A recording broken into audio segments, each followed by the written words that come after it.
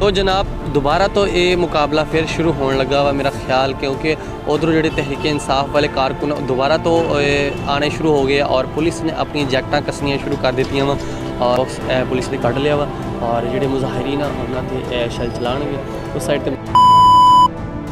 लो जनाब असी इस वक्त मौजूद हाँ इत्थे सिविल हॉस्पिटल के बाहर और तुम मेरे बैक साइड देखते होवोगे पुलिस की काफ़ी ज़्यादा नफरी इत्थे मौजूद आ। पुलिस डॉल्फिन और सारी पुलिस इत्थे कट्ठी हुई है और पुलिस का कट्ठे होने का मकसद यह है कि जोड़े PTI के कारकुन से इन्हों मुंतशिर करने वास्ते। और इत्थे हालात बहुत ज़्यादा ख़राब हुए सी। थोड़ी देर पहले इत्थे पुलिस वालों और जोड़े मुजाहरीन लोग सीधियां गोलियां चल रही सी। पुलिस ने सीधियां गोलियां चलाइया और तहरीक इंसाफ के जोड़े कारकुन तकरीबन कोई फैसलाबाद के 9 कारकुन जोड़े जख्मी हुए आ। उस तो अलावा जिन्होंने मतलब कि शैल की वजह तो बहुत ज़्यादा कारकुन जख्मी हुए। उस तो बाद हालत ख़राब हुई, उन्होंने हॉस्पिटल एडमिट किया गया। तो इस वक्त पुलिस की काफ़ी ज़्यादा नफरी CPO इत्थे मौजूद आ, पुलिस इत्थे मौजूद आ, डॉल्फिन के बंदे इत्थे मौजूद आ। लेकिन फिलहाल जोड़े कारकुन पथराव कर रहे हैं और पथराव करके दूसरी तरफ मुंतशिर करते देते हैं।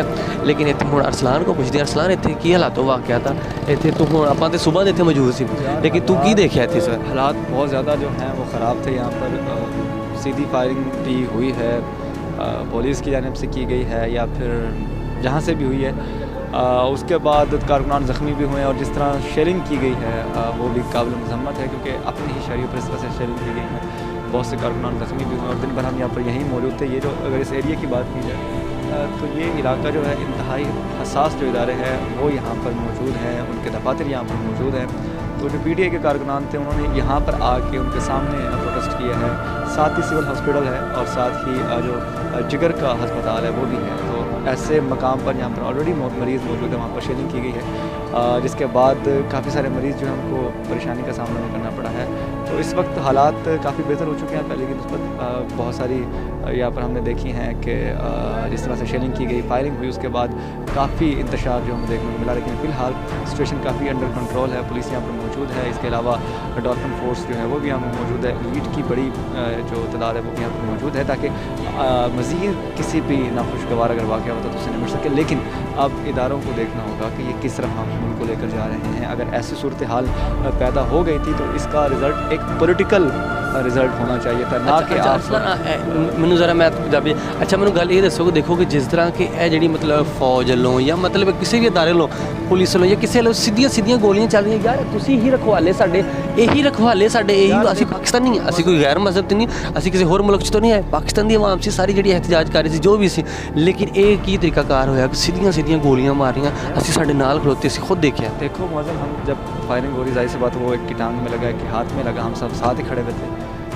बात ये है कि एक इदारा गोलियां चलवा रहा है और दूसरा इदारा पट्टियां लगा रहा है। मतलब ये कहाँ का कानून है ये कि आप अपने ही लोगों को इस तरह से सीधे फायर खोल दें। पुरअमन एहतजाज तो नहीं था, नहीं कहा जा सकता कि पुरअमन एहतजाज था। हमला किया गया, पथराव किया गया दफातर पर जो कि बड़े हसास इदारों के दफातर थे, जो कि नहीं होना चाहिए था। अगर एहतजाज यहाँ तक होता कि वो बिल्कुल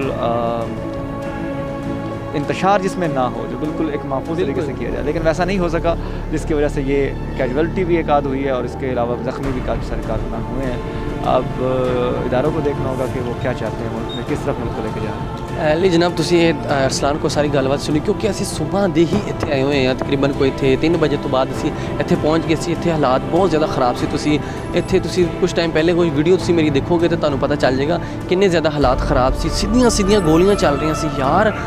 असी पाकिस्तानी हाँ, असी कोई किसी होर मुल्क दे विचों नहीं आए, असी पाकिस्तान दे विच रहने आ। तुसी साडे मुहाफिज जे यार, तुसी ही अगर साडे ते सीधियां गोलियां चलाओगे, तुसी नहीं कोई देख रहे कि ये कोई आम शहरी जा रहा या कोई एहतजाज वाला जा रहा या कोई भी जा रहा, तुसी सीधियां गोलियां चला रहे और तुसी कोई देख नहीं रहे कोई बंदा मर रहा या कुछ हो रहा, या मतलब कि तुसी शैल चलवा रहे जे और शैल सीधे चल रहे हैं। शैल होंगे मतलब कि सीधे चल रहे हैं, कोई राहगीर नहीं देखे जा रहा, कोई बंदा नहीं देखे जा रहा, सीधे शैल चलाया जा रहा है। और इस वक्त पुलिस की काफ़ी ज़्यादा तादाद इतने मौजूद है। तुसी मेरे पीछे देखते जाओगे चारों तरफ पुलिस ही पुलिस और कमांडो जिन्नी भी इतने फोर्स आ सारी इतने इस वक्त मौजूद आ और CPO साहब भी इतने मौजूद आ और डॉल्फिन भी ते नाल ट्रैफिक वार्डन पुलिस भी इतने मौजूद आ और उस हर बंदा अपनी अपनी ड्यूटी सारे अंजाम दे रहे हैं। लेकिन गल ये कि साडे मुहाफिज साडे ते ही गोलियां चला रहे हैं, ज़रा यह गल सोचने वाली।